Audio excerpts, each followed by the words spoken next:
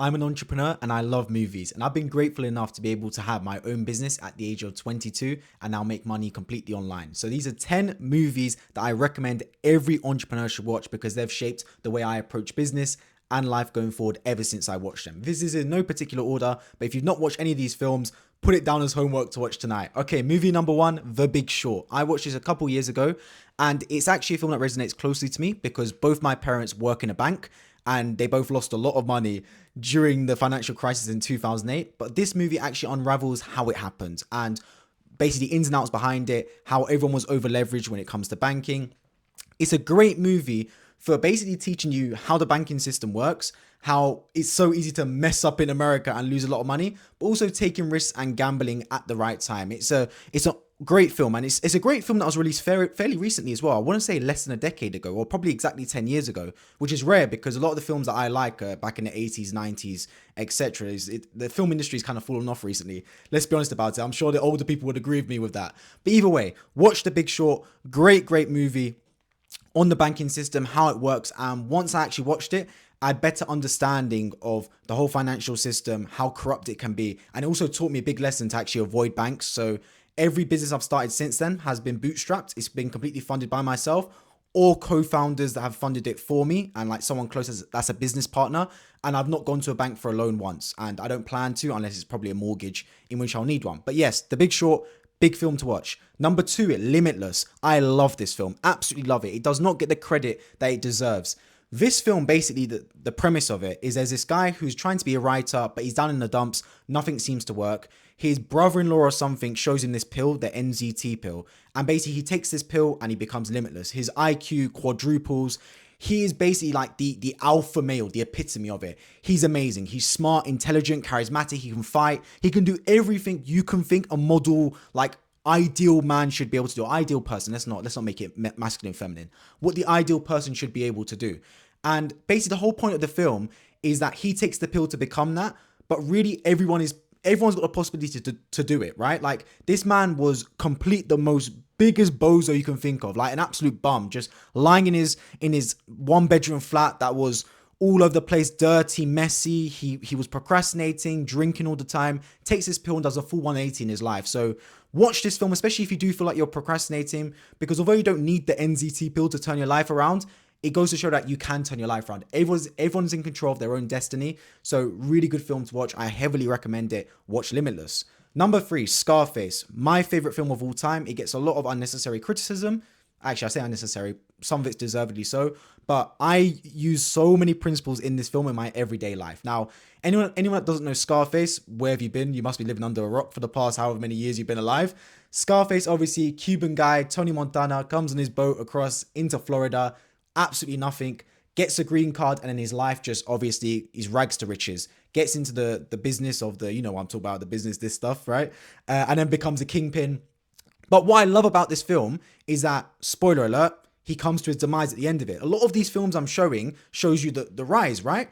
His one has the rise and the fall, and it shows what happens when you get too greedy. He ends up killing his brother-in-law, not a cousin, brother-in-law, Manny. I think it's his cousin. Either way, he ends up killing him because he was trying to sleep with his like sister or something like that. I can't really remember. But the point is, right? It shows the up and the down, and it gives you a lot of business lessons. So, for example, money comes first in America. Money makes the world go round over there. The world is yours. You can do whatever you want in this world. Like, this guy comes on a boat, man, like on a banana boat, basically, to America, turns his life all around. And of course, my two favorite quotes from there. Number one, the eyes, Chico, they never lie. Don't forget that. The eyes never lie in this world. And then the number two one, all I have in this world is my word and my balls, and I don't break them for anyone. And that's been so true for me in business, right? Like, so many times I've done deals, and not like $1 million deals, but $5,000-$10,000 deals on a handshake, like no contracts involved, where I've taken money from someone and I could screw them over. Like, the money's in my bank account, even probably through crypto. Like, I can scam them over, but I've never done that. I've never scammed over anyone in my life, because at the end of the day, right, word, that's ironclad in business. Once you lose your word, you lose everything. So super valuable lesson there. Definitely watch Scarface. Number four, The Godfather. Now, there's three of them, 1, 2, and 3. Do you need to watch all of them? I'd recommend it, but the first one, it tells you everything you need to know, right?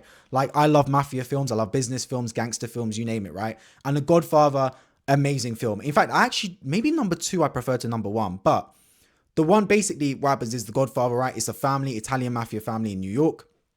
Shows you through that there's all the different families and crimes going on and how they've got like a tight-knit bond between them, basically the family. And one of my favorite parts, I think it's actually from number 2, maybe, I could be wrong though. Basically, Fredo, who's Michael's older brother, Michael becomes the Godfather once the Godfather Vito Corleone dies, right? Frodo basically tells Michael off for basically not negotiating a deal with someone or whatever it was, something along those lines, right? And Michael goes to him, he goes, Fredo, I love you, but never take sides against the family. And that's so true, right? Like if you're in business with family, friends, you name it, never take sides against them. I even said this to my partner, my girlfriend. I said, look, in private, you can say whatever you want to me, but in public, don't you ever basically say anything negative about me in public. Even if you think that's the case, defend me in public, say it to me privately. So that is a lesson I always take going forward. If I've ever got anything negative to say about someone, I say it to them privately, but in publicly, I praise them, unless they've been heavily disrespectful and it's not like a family, friend, etc. But business partners, relationships, family, friends, etc., never criticize them publicly. Always keep that behind closed doors. Praise them publicly, criticize them privately if needs be. Take that going forward. Number 5, Wolf of Wall Street. Love this film as well. I watched this film when I was like 14. Changed me for the positive. I know it's a crazy film to watch at 14 years old, but it's one of those things. Wolf of Wall Street, obviously a real life story. I like real life films about Jordan Belfort. Similar sort of story, a little bit to Scarface, not really. Came out, well, as a young guy, fresh out of college, uni, whatever. Got a job in the investment banking or hedge fund industry, whatever. Basically, crisis happened, lost his job. He's sitting there thinking, damn, what do I do? I've just lost my job. I'm a broker. Basically goes to this place that's like a bum city. They sell like off the pink sheet, penny stocks. You're talking the most rubbish companies ever. Who would invest in them? Builds his way up, builds a team with him and builds a massive company. It's a massive pyramid scheme basically, but he makes his money, has the fast life, the drugs, the money, the women, etc. You name it. The typical male archetype of the desires in the materialistic desires in this world. And then obviously he also has a bit of his demise at the end of it because the FBI is over him, all that sort of stuff. But a great film overall to watch. About keeping the team behind you as well, because a lot of the team he brought with him were there at the start. They're all his boys, like people he knew before. His best friend, it was like his neighbor or something like that. So it's that sort of like story coming from the rags to riches again. Really good film. Next film, not a lot of people mention this because a lot of the films I've said so far has probably been mentioned by a lot of other YouTube videos, people, etc. It's called Margin Call. Now, like I said, Margin Call, films about banking, about finance resonates with me because both my parents work in the banking industry. They still do to this day. They've been through the financial crisis. They've been in there for 30, 40 years working in banking. And Margin Call is one of those things that reminded me that as soon as possible, escape that whole 9 to 9, not necessarily 9 to 5 rat race, but the whole banking industry, because although it pays very well, you are just a number over there. Margin Call is based, I don't think it's based on true events, or it's loosely based off true events, but it's based off what happens in the financial crisis. I believe it's either Lehman Brothers or Goldman Sachs it's depicting, but basically they're over leveraged. They've messed up one way or another with their debt, and one intern spots it. He goes to the manager and goes, we're screwed. Manager goes, okay, crap, we are. He elevates it. Eventually reaches the CEO of Goldman Sachs, like that top Donny, right? I think it's Goldman Sachs, could be another bank, either way, which is a top dog who's making millions per year. The guy goes to me, he doesn't have a clue what's going on technically, but explain it to me like I'm a dog. Basically, like, explain it to me like I'm a golden retriever, basically saying, put it in like simple layman basic words. How does it make sense? He goes, we're done. We're finished. Layoffs need to happen. Lo and behold, what happens? Even though it's their mistake, the CEOs, they fire a bunch of people, or I assume they're going to fire a lot of people. So a lot of the lower placed people lose their jobs. They're gone. They're being made redundant. He makes one lady the fool guy, even though she did nothing wrong in that situation. But he still collects his bonuses, and the bank still makes money. At least the top people do. And that's it's just epitomizes life. And by the end of it, the character Kevin Spacey's playing is he's going outside and he's about to be sick. Like he's burying something. I don't know what it is. I think it's like his working suit or something like that. And he's had his conscience has been pricked by it, because at the end of the day, right, even though they've messed up, who's taking the fall for it? The lower people, the people just like the interns and the day-to-day workers that come and collect their paycheck and go in. Even though they've done nothing wrong in that situation, they're losing their jobs because someone higher up made a mistake. And I think it just goes to show sometimes that until you are your own boss, until you are your own employee, which is the goal of every entrepreneur, you're always going to be susceptible to someone higher above you basically saying at the end of the day, out you go, out the door. And when I saw that film, it kind of reminded me that I am on the right mission. Even though entrepreneurship is very stressful, and I did work at HSBC before. I did work at a bank for 8 months fresh out as a graduate from university. But I don't regret my decision to leave the bank whatsoever. And watching movies like Margin Call reiterates that point. Next, The Social Network, film about Mark Zuckerberg, Facebook, Meta, etc. This film, it annoyed me because it annoyed me the way Mark Zuckerberg was in that film. And it's real life because he basically screwed over his best friend Eduardo, some other people along the way as well. The twins, well, I can't remember what the Winklevoss twins, I think that was their name.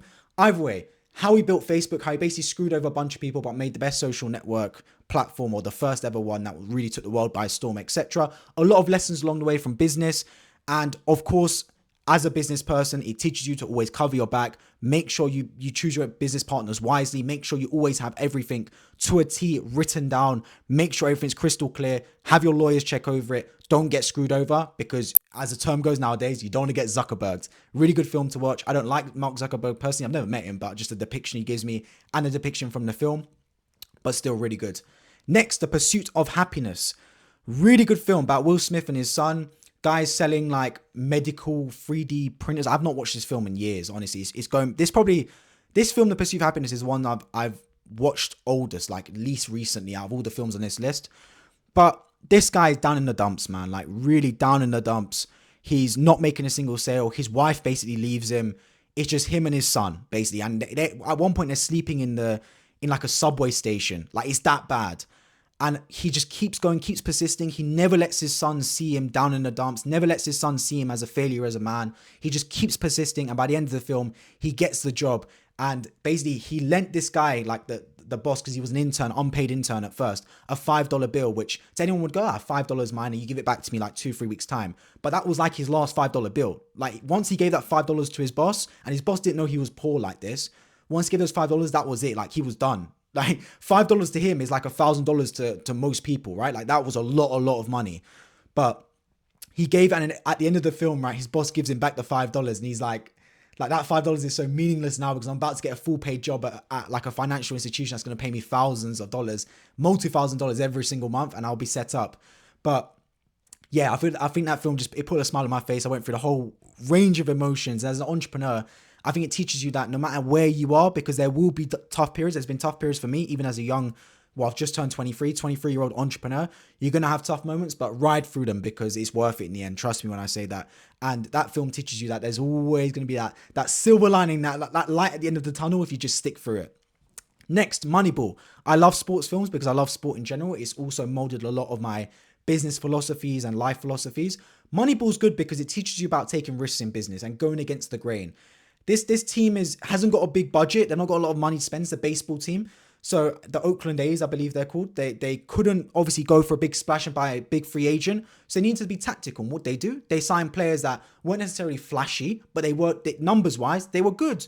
So they're not aesthetic, but they're a 4 out of 10 looks wise, but personality, vibes, they're 8 out of 10, 9 out of 10. So let's put it like that. That's a good analogy for it. So they basically hedged their bets on a bunch of these players that statistically were very good, but they were undervalued in the market. And end up being really good. They got a lot of wins, didn't quite make it in the playoffs, but they got a lot of wins along the way, and they were immortalized for that, the Moneyball team. So really good film to watch. It's got Brad Pitt in there, one of my favorite actors. Jonah Hill as well, I believe, is in there playing like the secondary guy who does all the maths behind it. Really good film. And next we've got The Gentleman. Now The Gentleman's got a film and the series. I wasn't really sold on the series, to be honest, but I really do like the film. It's Guy Ritchie, British director.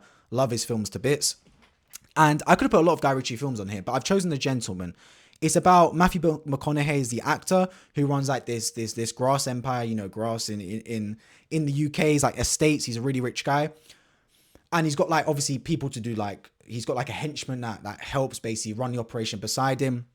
He gets robbed by a guy and at the same time, but then rather than basically going to those people that robbed him and doing them wrong, he uses them to help him because at the same time he's trying to sell his business, but others are trying to basically bring the price down, etc. There's all sorts going on along the path. And what I learned from this business is when you're in business, what I've learned from this film, sorry, is when you're in business, you've got to juggle a lot of stuff at once. Like stuff's happening positively, stuff's happening negatively, XYZ's happening. You can't let it crumble you. Like you got to stay resilient, and you got to look like the king of the jungle, and that's the premise of the film. Matthew McConaughey is seen there as the king of the jungle, the lion, right? Like everything's happening around him, positively, negatively. His mindset never wavers. He's still that guy. He's still him. So apply that in business, because a lot of stuff's gonna happen, positively, negatively, you name it. But you got to maintain yourself as the alpha, as like, yeah, I know what I'm doing. I'm always in control. Nothing's out of control, because stuff will go right, stuff will go wrong. And a lot of stuff did happen that was both right and wrong in that film. But at the end of the day, everything turned out okay, because he was in the main, like he maintained his top position and made it all the way through. That completes my 10 lists of the best films to watch as a young entrepreneur. Leave your thoughts in the comment section down below. I'd love to hear it. And remember, you are the only person that can make it happen, but you are also the only person that can mess it all up.